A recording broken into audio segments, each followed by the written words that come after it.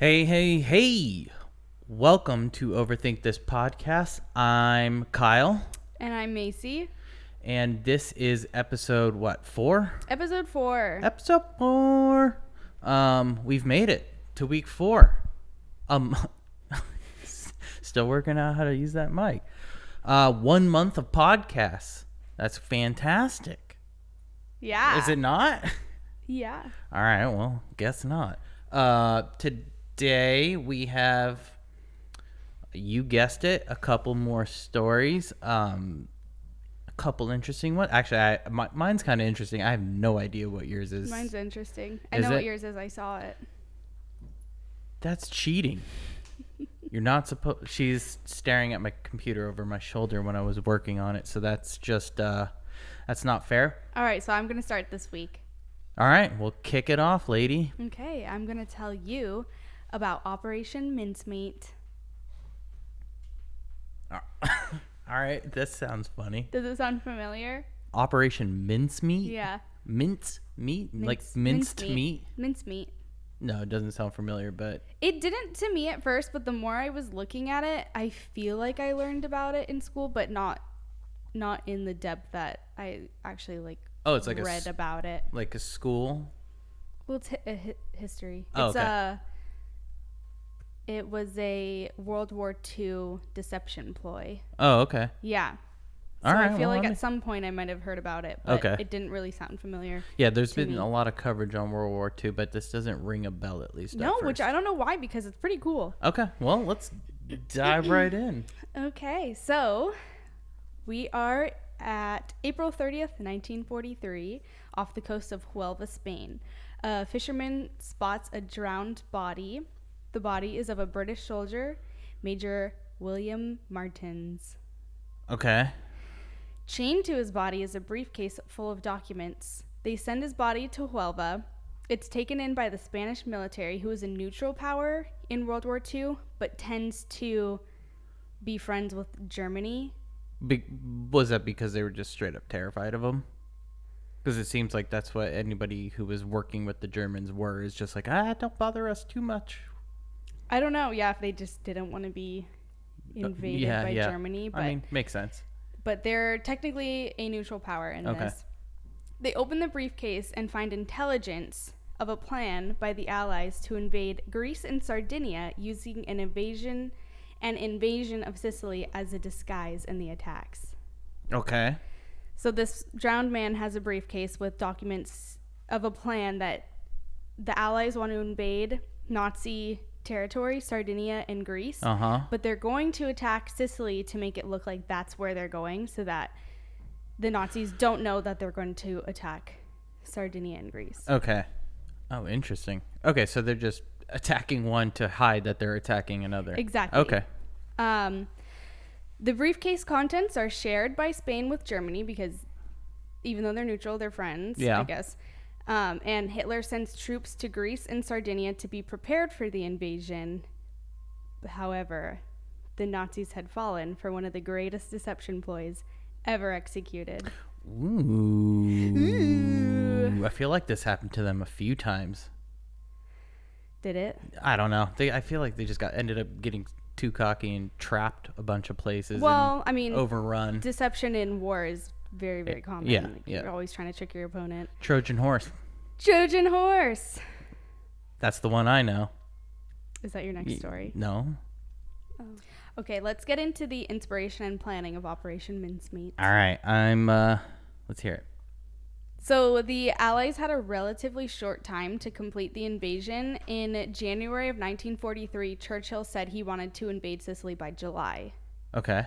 So I guess talking war terms, that's only 6-7 months to invade a country. Seems pretty difficult. Yeah. To me. Yeah. I mean, I've never invaded a country, but And the it Allies seems hard. The Allies knew it would be too obvious to attack Sicily, so Sicily sits right underneath the boot of Italy. It's like at the tip, right? Yeah, right at the at the bottom tip. Yeah. Okay. And it's surrounded by water on all sides, so that makes it so that the the Germans have a good 360 view of what's happening and what's coming towards them. If they were to just drive up with boats. Oh yeah, it's an island. Yeah, they would Okay. They'd immediately be sunk. Yeah, for sure. The Allies had a lot of diminished supplies due to their boats from North America being sunk over the Atlantic, so they really couldn't risk losing more boats and more supplies. We're already running really low.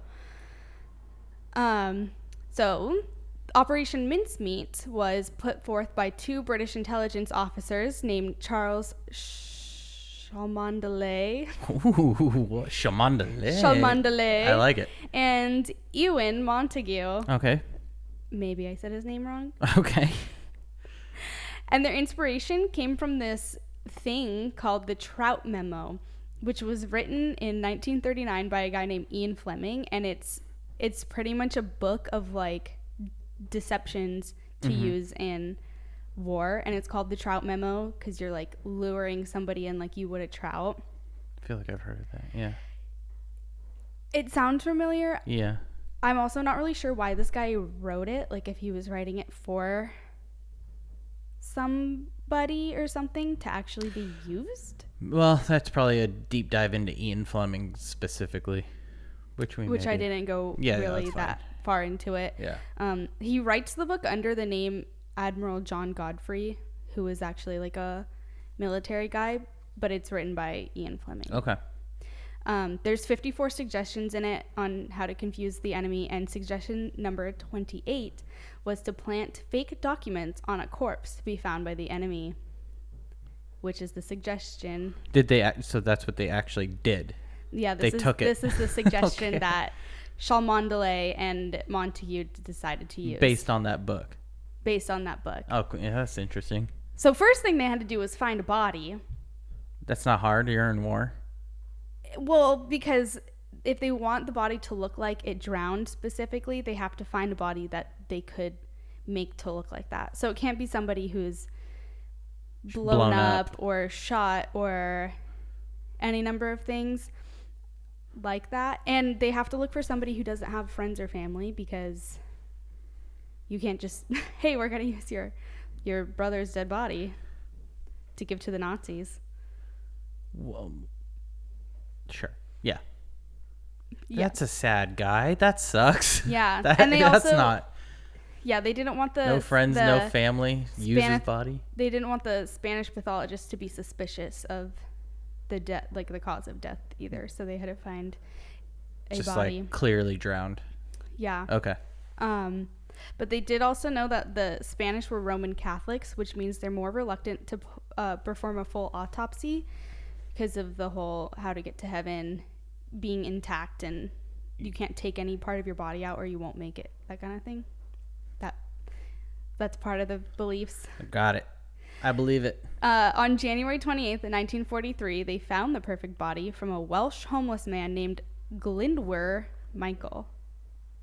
So perfect. We have a homeless guy, no friends, no family. He just dies. He died in an abandoned warehouse from eating rat poison that was supposedly laced in bread. So he finds like a piece of bread that's laced with rat poison meant for rats. He eats it and he dies from the poison. Jeez. So, but it's perfect because now his body's fully intact.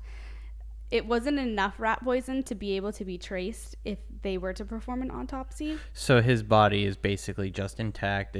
He died, and I almost said it died. Died. That'd be sad. No family, no friends. Okay.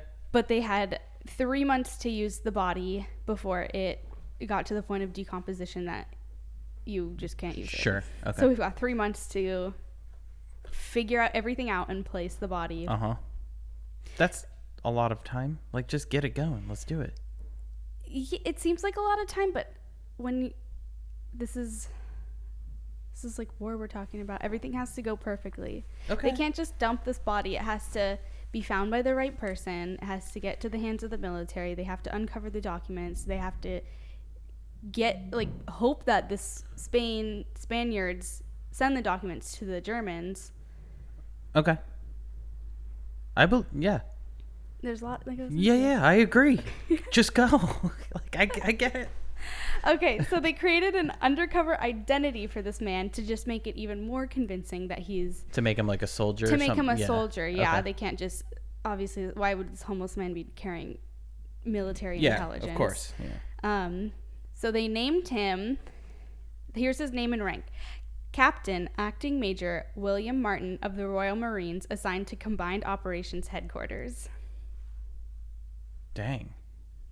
Yeah, I made him... He sounds like... he sounds fancy. Yeah, he becomes a very important man posthumously. Okay. Martin was also a very common last name in the Royal Marines, so if the Spanish decided to inquire about him, they would find several documents confirming that somebody with the last name Martin existed actively in duty. Yeah, and they probably wouldn't look much for it. They'd be like, yeah, all they right, would see a bunch of them and be like, okay, sure, so there's a guy named Martin. Yeah, sure, yeah. One of them's him. Okay. They filled his pockets with letters from families. So they just wrote fake letters, fake bank account statements. They had a fake love letter from his fiancée named Pam, which also included a receipt for a diamond. And then they also used a photo of a desk clerk to pose as his girlfriend. So this is pretty much a Trojan horse, except instead of people inside, it's got a bunch of documents. Yeah, he's the Trojan horse. Yeah, exactly. Of papers. Yeah. And then to make him even more realistic, they put cigarettes, a pencil stub, theater tickets, keys, stamps. They also included the Silver Cross and Medallion of St. Christopher to show that he was also supposedly a Roman Catholic. So that they would treat him as such. Yeah, which would deter them even more from performing a full autopsy, which would these help guys thought them. of everything. They thought of everything. And then the last thing that was put on his body was the fake letter describing the plan to attack Greece and Sardinia, with the attack on Sicily being the disguise. And this letter was written by Lieutenant General Sir Archibald Nye to General Sir Harold Alexander, who are both high up people with a lot of military intelligence and knowledge. So these are real people. And to make it even more realistic, Lieutenant General Sir Archibald actually wrote the letter himself, as if like his handwriting. Yeah, if they had anything to compare it to. Because they tried writing a few copies and they decided that it seemed too fake. Yeah. So he's like, okay, let me write it how I would actually write this type of letter to this person. So they're making everything super authentic. Yeah. And then the last thing that they placed in the envelope with the letter was a single eyelash, to determine that if the contents of the envelope were read, and when they are returned to the British, if the eyelash is missing, they would know that it's been opened and they read the message. Yeah. Which is what they want. Interesting. Yeah. They did think of they everything. They thought of everything. What an eyelash. Sheesh. Yeah. All right. Just something so not noticeable. I wouldn't even, that you wouldn't really think about doing. You wouldn't even think like, oh, do I need to check this envelope for an eyelash? Yeah. Not even check it, like to put it in there at all. Like that's super smart. Yeah. Right. I don't know. I don't know whose eyelash it was either. Who cares? Okay, so dropping the body. There's a few ideas to drop the body. Originally, they wanted to just fly overhead and kind of just like throw him out of the plane, just toss him off. But then there might be injuries from that, right? I mean, Probably. It was intended to look like he was kind of a plane crash victim who drowned. Oh, okay. So it wouldn't really matter Sure. if there's injuries. They just needed to get it there. Okay. But then they decided that if we fly a plane overhead, they're obviously going to notice a plane. And so they also decided that staging an actual crash would be impossible. There's no physical way to put him inside of a plane and crash the plane without flying. They didn't have remote control planes quite yet. No. Not like now. No, not like now. So they decided to drop the body off via submarine. Yeah, that's what I was going to say. Just go underwater. Kick him out the top. Yeah, just go underwater. Easiest way. Yeah. On April 17th, 1943, they put the body into a canister and drove him over to the submarine. They told the people involved that it was a device that needed to be dropped off the coast of Spain. So they don't know what they're taking over there. This is like top secret. Oh, okay, got it. Yeah. Yeah. So no one knows. Nobody knows except for the people who are in charge of getting it there. Besides, like, the people operating the submarine, like, don't know what's going on. They're just told, take this canister and go to Spain. It takes 10 days to get there, and when they get there, they bring the canister up, and then they send all the crewmen under, and only the officers of the submarine are actually only told the what people it is. in the know. Yeah. Okay. So they have it brought up. They send everybody else go under, like, you can't know what's happening. And then they tell the officers, like, oh, we're actually dropping off a body. They place him in the water. And those officers must have been like, what? Like, why? I think it's probably pretty common, though, that you're just told you're going to go here and you're going to do this, but we're not telling you anything else. Oh, that I assume, yeah. But I'm saying the officers who were just, like, told, like, hey, the reason that we're going to drop off a body. They're like, what? Like, that would be pretty crazy. All this just to drop, but they don't know why. I'm sure. I doubt they know exactly why. Yeah, I don't know. mean, I'm sure they must have some sort of clue. Like, it has to do with deception. Well, I mean, they're not dumb. They're probably like, well, for some reason, we're obviously dropping off this body. There's got to be a reason. Yeah. Yeah. Why else? Exactly. He wants a very extreme funeral. Oh, who knows? Yeah. Okay, so they put him in the water, and when they, like, turn the submarine on and, like, drive away, the propellers kind of, like, push the body closer towards the shore. Yeah. So he drifts there for a few hours. Not until manual. We're not manual anymore. Okay. He drifts for a few hours until he's discovered by the fisherman on April 30th. So after the fisherman finds him, he's taken into the Spain military. They examine the body and then bury him. The papers with him are delivered back to London, and when the letter is examined, the eyelash is missing. So they know that it's kind of crazy. It was shared with the Germans. Yeah. Okay. What were you going to say? It's kind of crazy that they even mailed the shit back. Right? I think because, again, Spain is a neutral power, so they didn't want to seem like they're on the Nazi side. Okay. They're kind of working with both. Yeah. So they share the information they're neutral, with the Nazis, so they're like, and then send it back to London. Yeah, so they're neutral. So they send, okay, that's yours. Everybody be cool. Mm-hmm. Okay. By the end of June, the Nazis had moved troops out of Sicily and restationed them in Sardinia and Greece. Perfect. And in July, the Allies invaded Sicily, and by August, Sicily has fallen. Okay. So they know that the Allies are going to show up there, and they're expecting them to, but they don't know that it's the full attack is only Sicily, and they're not going to Sardinia and Greece. And that's how they're able to get in and invade and attack they call it the soft underbelly of Europe. Ooh. Yeah. And that's the story. All right. I'd like it. That's the story of Operation Mincemeat. So what was, just to, like, wrap it all up, what was the fallout from the whole thing? What do you mean? Like, what happened then? They took over Sicily, and then we slowly invaded. We're able to get... Because at this point, I think Nazi Germany has pretty much everything. Most control of mainland Europe. Got it. So this was, like, their way to it was 43, so they were... Start getting in and invading. Because when I was reading, they determined that Sicily was the best option for them to invade, because I saw something about, like, it was impossible to get into France. So they chose Sicily as, like, the starting point to get into mainland Europe. Oh, okay.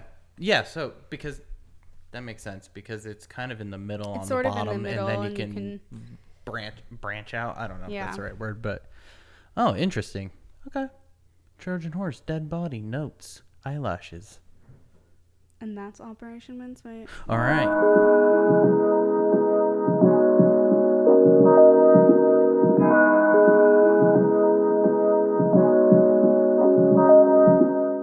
My story has to do with a hospital for the criminally insane. Bridgewater State Hospital for the criminally insane. So it's apparently, I didn't really know they had I guess obviously they have hospitals for the criminally insane, but I didn't really realize that this one's still going. And a lot today? Yeah. And there's a few that are as old as this one that are still in operation, which blows my mind. You feel like stop those and start again with something more up to speed. Did they get better? All right, well. Uh-oh. Here's where we go. So here's a quick overview. Located in southeastern Massachusetts is a state facility housing for the criminally insane and those whose sanity is evaluated for the criminal justice. So it's people who are definitely insane or people who need to be evaluated for their sanity, if they're fit to stand trial. That could be like people faking it. Yeah. Which is crazy. It's funny you bring that up because that's exactly what I thought is like, if you're faking it, then you have to live there with actual people who are insane. And it's not shit you want to see. Or, what would you rather do? Just go to prison or live in the mental facility? Comment below. Would you rather go to regular prison or the criminally insane? You were charged with murder. Yeah. I don't know. Neither, because I'm not going to kill anybody. It was established in 1855 as an almshouse, which is an almshouse is charitable housing. Alms. I was singing that yesterday. What is that? It's from Sweeney Todd. Oh, it's probably Sweeney Todd. What a geek. Housing provided in a particular community. They are often targeted at the poor locality, like the poor parts of town. And at those certain forms of that had previous employment, people that are widows, elderly people, just anybody who basically can't pay rent anymore or is pretty much helpless. So it's like a state-run help house. Yeah, which basically. We still have. We just don't call them alms houses. Yeah, exactly. It was then used as a workhouse for inmates with short sentences who worked the surrounding farmland. So it was basically just a jail where you just work off your sentence. It was later rebuilt in the 1880s and again in 1974. Bridgewater State Hospital currently houses 309 inmates, all of whom are male adults. The facility was a subject of a 1967 documentary called Titicut Follies. Titicut Follies. Titicut? What does that mean? I don't know. So it was built in the 80s? Wait, when was this originally built? It was built in 1855, and it's still in operation. So it's just changing. It just turns into different things. Yeah, okay. Just like a lot of these places do, like the tuberculosis places from the 1800s that just slowly change. Why are they still using those? That's what I'm saying. Like, what is it doing? Just redo it. Right now, it falls under the jurisdiction of the Massachusetts Department of Corrections. So. That's who's like running the facility. So it's weird when I was doing the research on this place, other than what I just read you for the most part, that's kind of all that there is about it up until the 60s. There's not a lot of historical data. Not really. You think because they weren't keeping records. Yeah, either that or they weren't even keeping records, and it was just kind of like, do your thing. I guess that's when you didn't have to keep extensive records on patients and operations. It makes me wonder if it was just privately owned, and if it's privately owned, I don't know if you have to give up your paperwork. Well, you said it's state run now. Yeah, okay. Now that's why I think in the 60s it became state run. Yeah, I don't know about the whole like public and private like prison. Yeah, I'm not sure either. Well, we still have private prisons for profit. Doesn't seem like we should have. No. That's not. Absolutely not. Because what we do to rehabilitate people is make money off of them. They're not rehabilitating people. They're just, the more inmates they have, the more money they make. Yeah, so it's good for them to keep people in prison and not help them get out. That's why these private prisons lobby police departments to and judge, like they lobby them to send. Corruption is located everywhere. We know a lot about corruption. Corruption is located everywhere. All right. So, in recent history, in 1967, a legislative committee investigated allegations of cruel, inhumane, and barbarous barbarous treatment. It's probably barbarous. I don't know. Barbarous. Witnesses were able to describe problems with the water and the sewage systems and insufficient medical, kitchen, and recreational facilities. So basically it just has nothing. In 1968, hearings were conducted after a study showed that 30 inmates were committed to the state hospital illegally for profit. Most of the prisoners... You mean like convicted or like labeled as insane illegally? I'll get there. Okay. Most of the prisoners stayed at Bridgewater because they did not have the legal skills or money available to help their claims. Many of the prisoners' terms had long expired. And there's no like public defense in the 60s? No, I don't think that was in place quite yet. So they were just like, if you couldn't... But they wouldn't let them go when they're done? For profit. So, well, they would just get lost in the system. Like, if you couldn't defend yourself, like, no one knew maybe your papers didn't follow you there. Mm-hmm. So, like, they didn't know how long you had. So, it's just a mess. It was just a mess. An example of this was a patient named Charles who was sentenced to Bridgewater in 1910 for breaking and entering. So, technically a pretty minor, in the grand scheme of crimes, not that big of a deal. It's not violent. The maximum time for this felony was 2 years, and he remained in the prison after 1967. So he went in 1910 for a crime that was max sentence 2 years. In 1967, he was still there. 57 years for breaking and entering. And they just like forgot to check on him? Yeah, I guess. What? Yeah, imagine that. Destroy your life.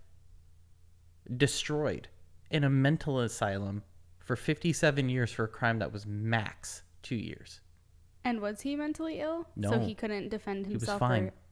He was just poor. So how poor. did he not like tell anybody that he needed to leave? I'm sure he did. They were probably just like, oh, well, I don't know. I don't see your papers. So that's one case. Over 250 cases of forgotten men at Bridgewater were reviewed. Some inmates were at Bridgewater for over 25 years, which is not how long you should be there. Some inmates were transferred to Bridgewater from other jails and prison facilities and kept at Bridgewater for much longer than their sentences required. So it's like these people's papers just got thrown out. Like, you're just going to stay here until you die. The number of inmates at Bridgewater was found to have grown to 500, which is too many people there. Many felt that society was not doing its job in distinguishing men who needed regular prison rehabilitation and psychiatric help. So they were just sending people there who may not have needed anything. They're just like they're saying they're just probably got in trouble at these other jails and were just sent there just because they didn't know what else to do. Just transfer them somewhere else and here's you get to go there. Exactly. Changes were needed in what constitutes a person to be sent to a mental hospital. Yeah, like a rambunctious person isn't a mental person. Like maybe they were just, bad people. Bad behavior. Bad behavior doesn't mean you're mentally insane. Yeah, exactly. Also among the changes that need to be implemented were the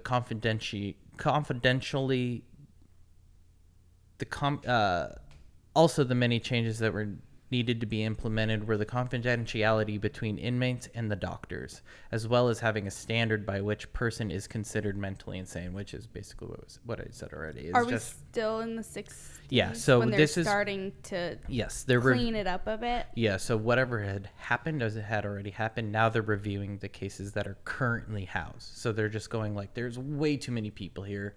All of these people have been here too long. These people aren't even insane, so why are they here? So they're basically starting to go like, what is happening here? By the 1970s, the campus housed 4 separate facilities, so they're starting to get their shit together. The State Hospital for the Criminally Insane, one section. The Treatment Center for Sexually Dangerous Persons, another section. Center for Alcoholics, which is its own thing. And a minimum security prison for people who are probably just in jail for a short amount of time. In 1972, John Boone, the Massachusetts Commissioner of Corrections closed the segregation unit in Bridgewater State Hospital because it required maintenance. Bridgewater's facilities were not suitable for the standard means of health and living. Also, the 90-year-old cell blocks did not have any toilets, so people would just go in a bucket. That's not going to work. So obviously they need to do some work there. It hadn't been updated since 1880. When it was built? Well, it was built in 1855. They redid it in 1880s, and then they're just updating it in the 1970s. Like, oh my God. 100 years later. Yeah. In September 2016, Governor Charlie Baker announced the hospital will be moving away from the historical prison model and toward a more clinical approach to the treatment of the mentally ill. According to the plan, every inmate will receive an individualized plan of treatment within 10 days of admission to the facility. Inmates who are on psychiatric medications would be seen by psychiatrists on a timely basis, and the facility would remove to electronic health records. So they're 2016, they're finally moving into an electronic system, giving them the proper care within a timely manner. Basically, we're a little late. Yeah, a little late. Like, it should have happened in the 90s at least, when electronic records were starting to come onto the scene. But apparently not. Yeah, and that's my story. So it's still operating? It's still operating today.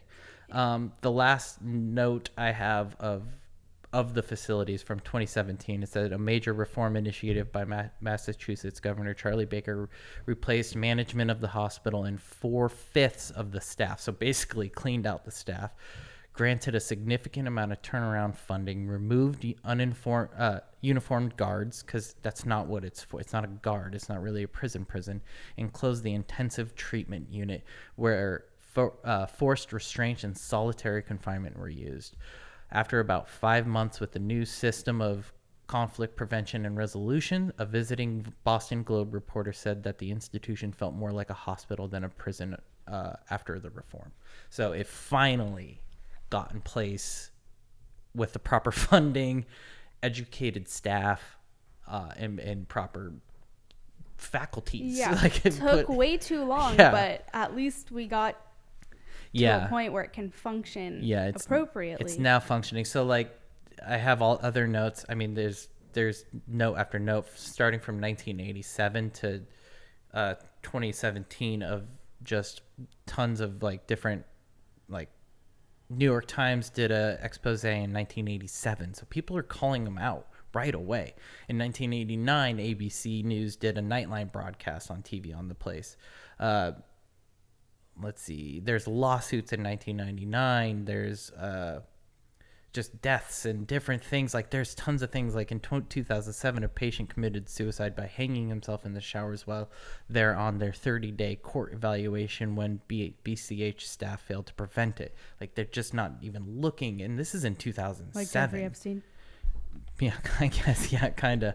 There's tons of suicides because people were left on their own. There's people breaking out and killing officers. There's been, like, in 1942, 2 inmates beat Officer Franklin Weston to death in the carpenter shop, where they stole several tools to use as weapons. They were shortly discovered by Howard Murphy, whom they attacked and killed. So, killed those 2 officers. But they were just left unattended to even get there alone in the first place. Yep. Yes. Oh, actually, so yeah, 2 mates. Yeah, so 2 inmates beat Officer Franklin Weston to death. They were discovered by Howard Murphy, who they attacked and killed. They later encountered Officer George Landry and beat him to death. So 3 officers dead by these 2 guys. And in February 13th, 1928, so even further back, night watchman Wilfred Gerrier and night supervisor George E. Amlaw were strangled to death and clubbed during an escape attempt. I don't want to work there. No. Do not want to work there. But that's my story, and apparently it ends happy. I guess they finally got it underway. If it's under control now. Yeah. But I think that does say a lot about, the prison system that we do have, is a lot of people in prison need help, need therapy, need mental help. And I think there's a lot that we need to change about our prison system to get people help instead of just, here's your punishment, this is where you go, you sit there until you get out. Because I don't think that changes a lot for a lot of people. Well, yeah, the whole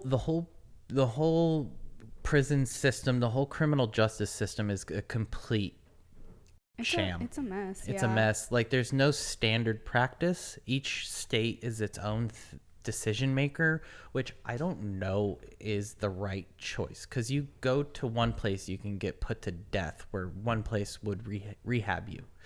You know what I mean? Like, there's just like one place is like, you're insane and we're gonna kill you, and one place is like, oh, you're insane, we're gonna help you. Yeah. Or put you in a hospital, like the one I just spoke about. Like, I think there's a lot. There's a lot that has to do with pushing for convictions, because